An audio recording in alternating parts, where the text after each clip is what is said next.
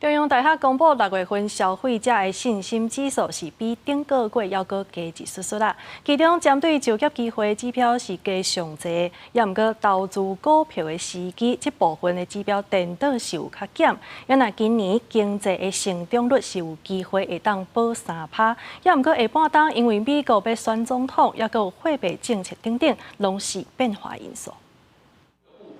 中央大学财经发展研究中心公布6月份消费者信心指数，比起顶个月升0.49点，总数来到72.69点。值得注意的是，伫6大指标中，即届干那投资股票的时机有较落，降到58.38点，比顶个月降0.97点。现在既然是在高档，好，所以呢，它一旦有比较大幅度的这个修正，可能对大家的这个影响都还是会比较大，所以我还是觉得居高思维。观察27个大股开价走价，虽然也有2万点，但过盘中落超过200点，因应大股最近起落的势面，连带影响投资人信心。不过其他5大指标是全部起价，其中以就业机会升上济，就连买厝的房地产时机指标嘛升悬，显示新青安政策带动房市转热。若是国内经济成长率，专家认为受到来自消费、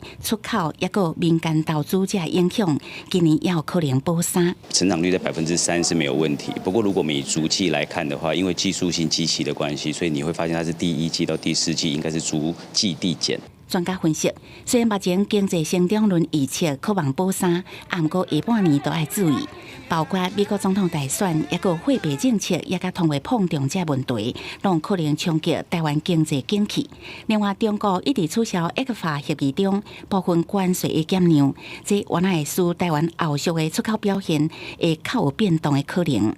记者综合报道。